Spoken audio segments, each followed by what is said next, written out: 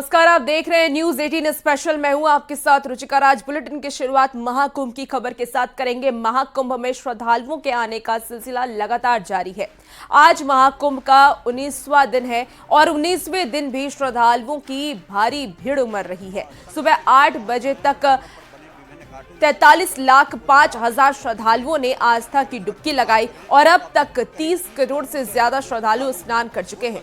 श्रद्धालु महाकुंभ में इंतजामों से काफी खुश नजर आ रहे हैं। उनका कहना है कि बढ़िया इंतजाम है और सोशल मीडिया पर जो भी अफवाहें फैलाई जा रही हैं उसमें कोई सच्चाई नहीं है। तो प्रयागराज की ये तस्वीर आप देख रहे हैं जहां श्रद्धालुओं का आना जारी है। 19वें दिन भी श्रद्धालुओं की भीड़ काफी ज्यादा देखी जा रही है। श्रद्धालुओं में उतना ही उत्साह उमंग नजर आ रहा है। लोग संगम की डुबकी लगाने के लिए पहुंच रहे हैं और आपको ये भी जानकारी दे दें कि 144 साल के बाद ये शुभ संयोग बना है और इस मौके पर हर कोई संगम में डुबकी लगाना चाहता है और इसके लिए लाखों की तादाद में लोग इस वक्त प्रयागराज पहुंच रहे हैं। साथ ही श्रद्धालुओं में खुशी इस बात की भी है क्योंकि व्यवस्थाएं पुख्ता किए गए हैं। प्रयागराज महाकुंभ 2025 में करोड़ों की संख्या में श्रद्धालुओं के आने का सिलसिला लगातार जारी है। आप देख सकते हैं कि लगातार करोड़ों की संख्या में देश के विभिन्न राज्यों से जो श्रद्धालु हैं वो संगम क्षेत्र में पहुंच रहे हैं और संगम पर बने विभिन्न घाटों में स्नान कर पुण्य लाभ अर्जित करते हुए नजर आ रहे हैं। अगर इस वक्त की बात करें तो अब तक करीब 30 करोड़ से अधिक जो श्रद्धालु हैं वो संगम के विभिन्न घाटों पर स्नान कर चुके हैं और उनके आने का सिलसिला लगातार जारी है। इस वक्त हमारे साथ कुछ लोग भी मौजूद हैं जिनसे हम बात करेंगे और जानेंगे कि यहाँ पर वो स्नान करने के लिए पहुंचे हैं। इस दौरान उन्हें किसी भी तरह की कोई असुविधा तो नहीं हुई या फिर सरकार के क्या इंतजाम है? आप लोग कहाँ से आए हैं? हम नोएडा से आए हैं और हम कल रात चले थे 4 बजे और अराउंड शाम चले और सुबह 4 बजे के आसपास यहाँ पहुँच गए हैं। हमें कोई परेशानी नहीं हुई। अपनी कार से आए हैं, अच्छे से पार्क किया है, फिर यहाँ 4-5 किलोमीटर मुश्किल से पैदल चलना पड़ा होगा। अच्छे से स्नान करा है और अब हम फ्री हो गए। मंदिर के दर्शन भी हो गए हमारे। व्यवस्था भी बहुत अच्छी है। व्यवस्था बहुत अच्छी है यहाँ की, बहुत बढ़िया व्यवस्था। बहुत अच्छी व्यवस्था कर रखी है। व्यवस्था बहुत अच्छी लगी और जिस तरह का दिखाया जा रहा था कि यहाँ पर परेशानियां हो रही हैं, इस तरह का ऐसा कुछ हमें तो महसूस नहीं हुआ। बाकी मन में इच्छा है तो आप कहीं भी अच्छे से दर्शन। आप क्या कहेंगे, कैसे इंतजाम है? बहुत बढ़िया है इंतजाम, बहुत बढ़िया है। आप कहाँ से आए? हम भी साथ में ही ग्रुप में ही है, एक साथ ही आए हैं और व्यवस्था को लेके जितना सोशल मीडिया पे भ्रम फैलाया जा रहा है ऐसा कुछ भी नहीं है। आप आराम से आइए, हु एंड क्राई मत मचाइए और आराम से आप नहाएंगे भी और दर्शन भी कर लेंगे। कहाँ से? निरंजनी अखाड़े के महामंडलेश्वर स्वामी कैलाशानंद गिरी ने महाकुंभ में व्यवस्था को लेकर के योगी आदित्यनाथ सरकार की काफी ज्यादा तारीफ की है। उन्होंने कहा कि हादसे को लेकर के सीएम योगी बेहद भावुक थे। अगर कोई और सरकार होती तो मौनी अमावस्या पर स्नान नहीं करा पाती।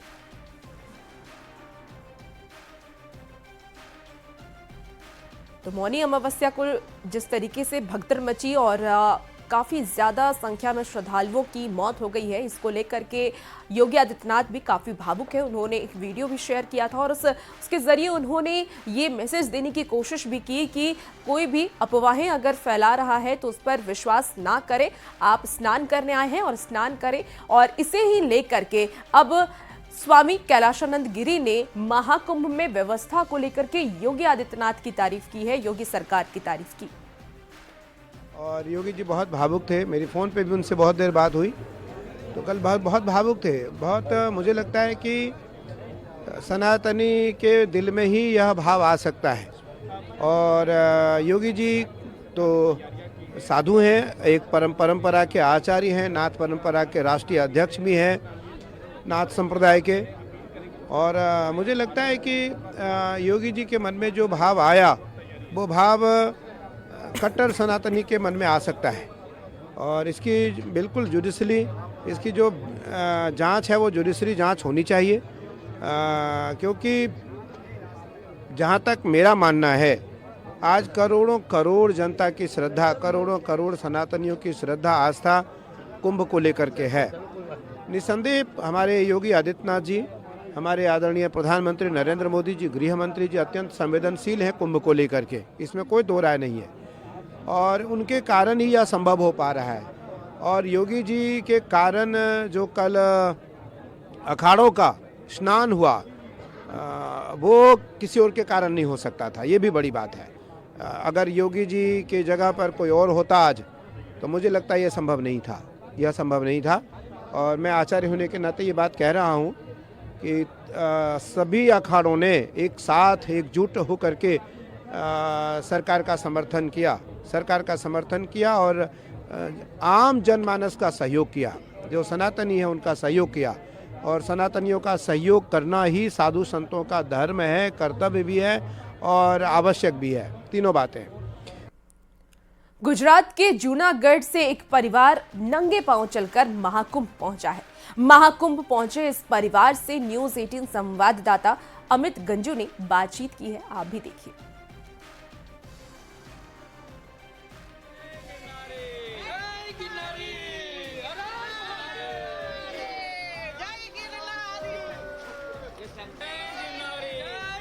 का कोई पैमाना नहीं होता और ऐसे में आस्था का सैलाब यहाँ उमड़ा पड़ा है। देश के कोने कोने से आ रहे हैं। एक ऐसे भी श्रद्धालु देखने को मिले जो नंगे पांव गुजरात से चले हैं। देख लीजिए कैसे ये पूरा परिवार है, उन्होंने यहाँ कुंभ की इस धरती पर पहुंचे हैं और ये पूरी फैमिली गुजरात से। कहाँ से है, क्या है, बात करें। सर आप लोग कहाँ से हैं? हम गुजरात जूनागढ़ गिरनार धाम से आए हैं। हाँ सर, कैसा लगा यहाँ? ये हम तो पहली बार आए हैं। जो यहाँ की पावन भूमि है, बहुत विशाल मेला है, बहुत आनंद आया, बहुत आनंद आया। अच्छा। हाँ, और ये सब आनंदमय मेला है। आनंदमय। सर आप क्या कहेंगे? सर बहुत बढ़िया है। सब नंगे पांव क्यों सर? सब ठीक तो कि मन में रखा हो? मन में वो आनंद आता है क्योंकि वो सब जगह पवित्र स्थल है, इसलिए। मैम आप भी नंगे पांव हैं? नंगे पांव। कितने कांटे डर लग रहा है पांव? कुछ नहीं लग रहा है। अच्छा। आपको पावन धरती में नंगे पांव चलने के लिए बहुत मजा आते हैं। अच्छा। तो हम लोग भावुक हो जाते हैं आप? बहुत भावुक। हमें गिरनार धरती पावन धरती में थी आया।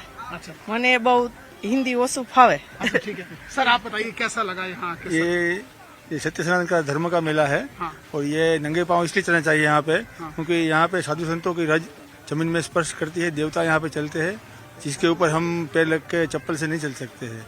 और हमारा कांटेक्ट उसकी आध्यात्मिक शक्तियों से होना चाहिए, इसीलिए हमको नंगे पैर ही चलना चाहिए इसके ऊपर। सर आपने भी नंगे पांव रखा है, इसको संकल्प रखा कि आप भी इन्हीं की बात सहमत है?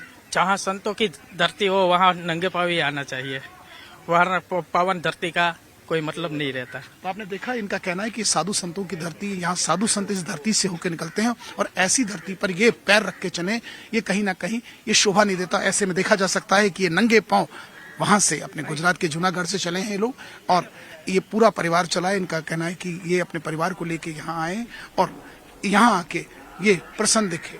जर्नलिस्ट सोनू मंडल के साथ अमित गंजू, न्यूज 18 कुंभ प्रयागराज। सिर्फ भारत ही नहीं बल्कि विदेश से भी श्रद्धालु महाकुंभ पहुंच रहे हैं। रूस के मॉस्को से 30 श्रद्धालुओं का एक ग्रुप महाकुंभ पहुंचा है। शासन प्रशासन की ओर से की गई महाकुंभ की व्यवस्थाओं को देख करके रूस के भी लोग काफी ज्यादा प्रसन्न हुए, काफी ज्यादा खुश हुए। आपको बता दें कि रूस से आए श्रद्धालु बेहद प्रभावित नजर आए। इस महाकुंभ में विदेशी श्रद्धालुओं का भी एक समूह यहाँ पहुंचा हुआ है। मॉस्को से आए इन विदेशियों ने जहां एक और आस्था की डुबकी लगाई, तो आप देख सकते हैं जहां तक कैमरे की नजर जा रही है ये सब मॉस्को के हैं और आप इनके मैक्सिमम पूरा डेलीगेशन जो आया है, इनका टीम ये स्पेशली यहाँ इस महाकुंभ के लिए आया और हम इनसे बात करते हैं, स्टार्ट करते हैं। Ma'am, where exactly you people are from? And I am from Moscow. My name is Yulia, and we're here for Kumbh Mela. We're enjoying this time very much, and we had swam yesterday. All of us swam in these fantastic rivers. We appreciate everything we see here. It's a fantastic feeling. What is your first impression and expression? What is the first view? What do you want to sketch out? It's amazing. It's amazing, and thanks God that we are here with all group. And again, thanks for everything. You want to say something? Yes. Say something. Say something. Are you happy or not? We are very, very, very happy and thankful for India, for Mahadev. Har Har Mahadev, can you speak up? Yes. Har Har Mahadev. Hands up. Har Har Mahadev. हर हर महादेव। जैसे आप देख सकते हैं कि ये Moscow के लोग हैं, क्योंकि इंग्लिश भाषा कुछ को आती कुछ को नहीं आती, मगर इनका ये कहना है कि व्यवस्थाओं से संतुष्ट दिखे और कहीं ना कहीं यहाँ आने के बाद, इस पावन धरती पर आने के बाद इन्हें अच्छा महसूस हुआ और इन्होंने जहाँ एक और कल आस्था की डुबकी लगाई, एक बार फिर से ये डुबकी लगाने के लिए यहाँ मौजूद है। सोनू मंडल के साथ अमित गंजू, न्यूज 18 कुंभ प्रयागराज।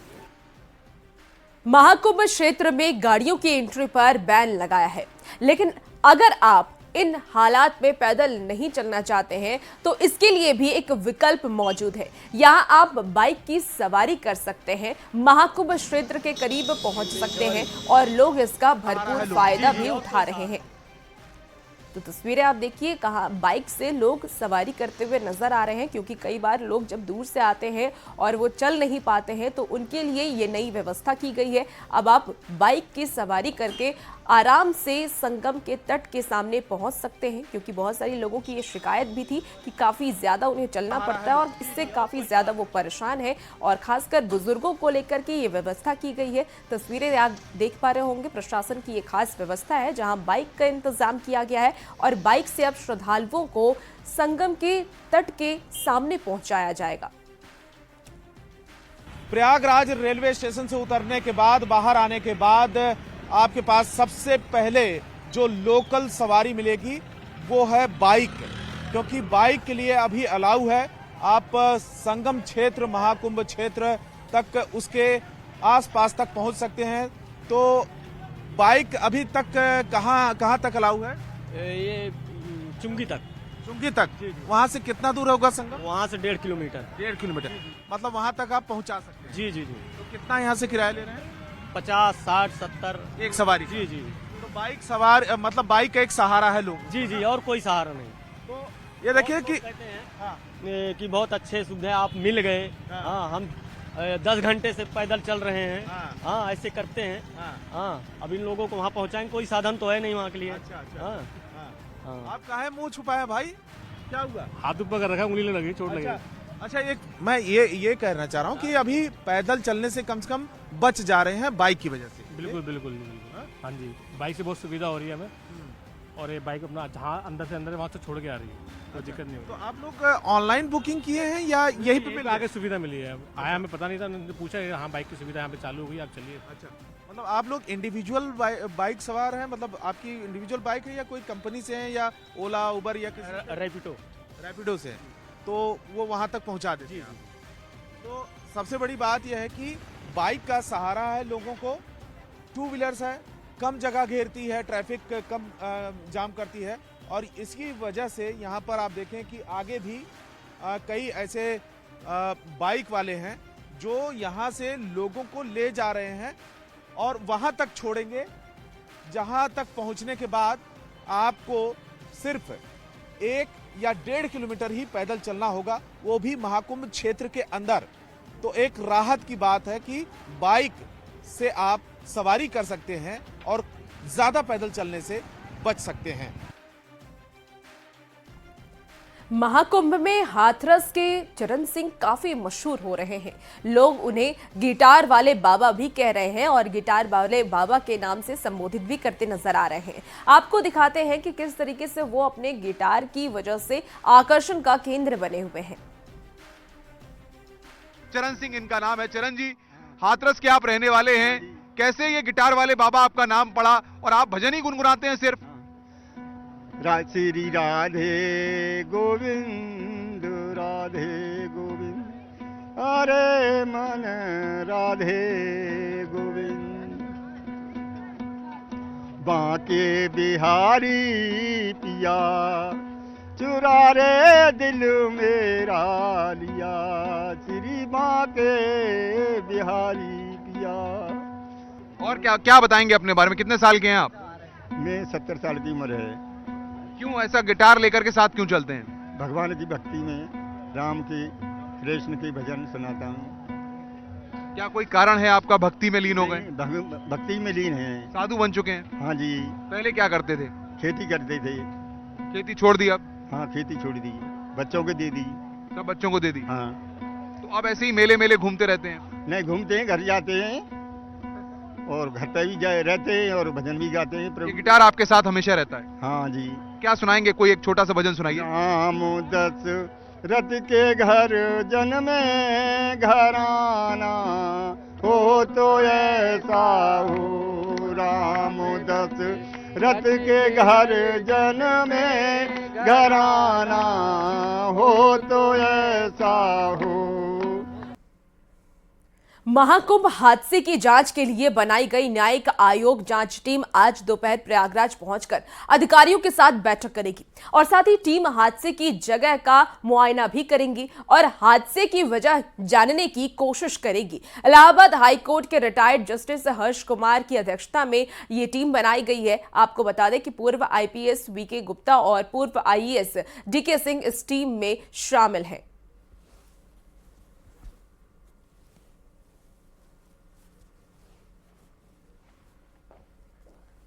और अब आपको बताते हैं कि महाकुंभ में हादसे को लेकर के क्या क्या थ्योरी सामने आई है। आखिर महाकुंभ में कैसे भगदड़ मची, और ये रिपोर्ट उसी का है। ये रिपोर्ट देखिए।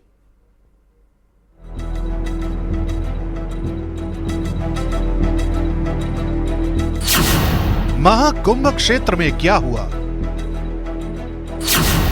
कैसे आस्था के समागम में हादसा हुआ, क्या है घटना की पूरी थ्योरी? इन सवालों का जवाब तलाशने से पहले उस अद्भुत मौनी अमावस्या की ये तस्वीरें देखिए, जिसकी धार्मिक और आध्यात्मिक मान्यताओं ने करोड़ों श्रद्धालुओं को प्रयाग नगरी तक पहुंचा दिया है। इन अद्भुत तस्वीरों से कुछ देर पहले महाकुंभ क्षेत्र में प्रशासन ने उस चुनौती का सामना किया, जिसकी वजह से न सिर्फ कुछ लोग घायल हो गए, बल्कि कुछ लोगों की मौत भी हो गई। यही वजह रही कि देश के प्रधानमंत्री नरेंद्र मोदी न सिर्फ पल पल महाकुंभ का अपडेट ले रहे हैं, बल्कि उन्होंने पीड़ितों के प्रति अपनी संवेदनाएं भी जताई। महाकुंभ में जो दुखद हादसा हुआ है, मैं प्रभावित परिवारों के प्रति संवेदना व्यक्त करता हूं और घायलों के जल्द स्वस्थ होने की कामना करता हूं। मैं यूपी सरकार के साथ निरंतर संपर्क में हूं। लेकिन हादसे के पीछे की थ्योरी क्या है? कैसे अचानक महाकुंभ में भगदड़ जैसे हालात बन गए? इसके पीछे अलग अलग वजहें बताई जा रही हैं। 1 से 2 बजे के बीच भगदड़ की खबर आई। भगदड़ के पीछे अफवाहों का जिक्र किया गया। मौनी अमावस्या पर बेहिसाब भीड़ थी। ये भीड़ संगम नोस पर जाना चाहती थी। भीड़ के वन साइड मूवमेंट से प्रेशर बना। इसी प्रेशर के बीच भीड़ ने बैरिकेडिंग पार करने की कोशिश की। नतीजा ये हुआ कि बैरिकेडिंग टूट गई। खबर यह भी आई कि चेंजिंग रूम का गेट गिरने से हादसा हुआ।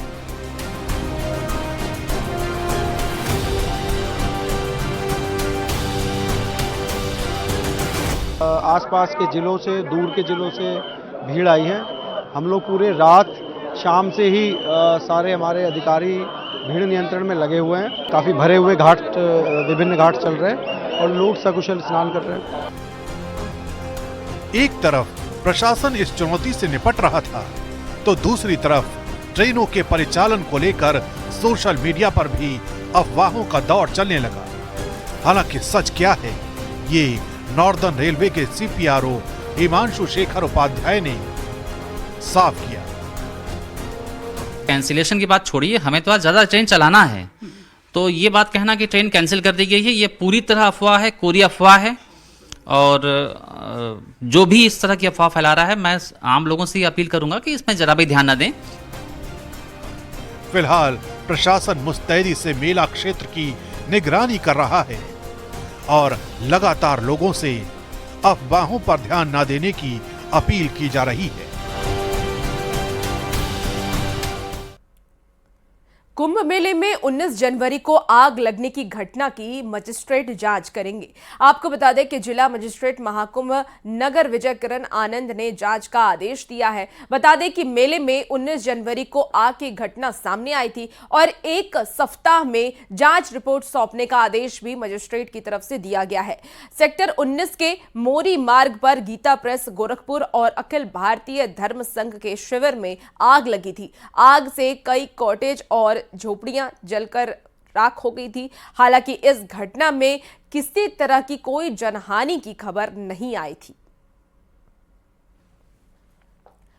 संगम नगरी में लोगों की आस्था के तरह तरह के रंग देखने को मिल रहे हैं। श्रद्धालु दूर दूर से आस्था की डुबकी लगाने के लिए पहुंच रहे हैं और इस बीच एक श्रद्धालु ने साइकिल से यात्रा पर निकले हैं। शहीद परिवारों की मदद के संकल्प के साथ वो देश भर में साइकिल यात्रा कर रहे हैं। संगम नगरी के अनेकों रंग आपको दिखा रहे हैं। कई तरह के श्रद्धालु, कई तरह के साधु संत महात्मा नजर आ रहे हैं। इस बीच अब आपसे मिलवाने जा रहे हैं एक ऐसे शख्स को जो साइकिल से यात्रा पर निकले हैं। उन्हीं से बात करेंगे। क्या नाम है आपका, कहां से आपकी यात्रा शुरू हुई? नमस्कार, नमस्ते भारत। मेरा नाम अभिषेक है और मैं देवरिया जिले से 19 दिसंबर को निकला था 2024 में और वहां से काठगोदाम लखनऊ होते हुए काठगोदाम गया और काठगोदाम जाने के बाद मुझे प्रयागराज के लिए गंगा मैया का मतलब आवेदन आया और मैं डायरेक्ट यहाँ पे आ गया। ये शहीद सेना सम्मान साइकिल यात्रा है। ये यात्रा 47,000 किलोमीटर की है और इस यात्रा के दौरान मैं 4-5 चीजें अपने ट्रस्ट के माध्यम से लेके चल रहा हूँ। पूरे भारत से 1 रुपए का अनुदान मांग रहा हूँ। उस अनुदान से शहीद सैनिक जो सरकारी तो ये QR कोड है, यहाँ पे आप अनुदान मांग रहे हैं 1 रुपए का। अच्छा, तो इस अनुदान के माध्यम से जो सरकारी लाभ से वंचित रह जाते हैं लोग, जैसे किसी कागजी त्रुटियों की वजह से या उस दबके के होने की वजह से जहाँ से जाके कहाँ मुझे अनुदान लेना है या कहाँ सहयोग लेना है, शहीद सैनिकों के परिवार से नहीं जा पाते हैं। उन परिवार के लिए है ये कि बच्चियों की शिक्षा, बच्चियों की शादी में सहयोग और परिवार के लिए घर, अगर शहीद सैनिक के माता पिता है परिवार के लिए घर, और चौथा है शहीद सैनिक के परिवार के जो महिलाएं हैं, जो बहन बेटियां हैं, उनके लिए सरकार से गुहार है मेरी कि हर जोनल में एक कॉन्टिनेंटल बनाया गया होता है जहां ये लोग जाके अपनी शिकायत करते हैं और कार्रवाई की सुनवाई की जाती है। तो फिलहाल इस न्यूज 18 स्पेशल बुलेटिन में इतना ही। खबरों का सिलसिला न्यूज 18 बिहार झारखंड पर जारी है।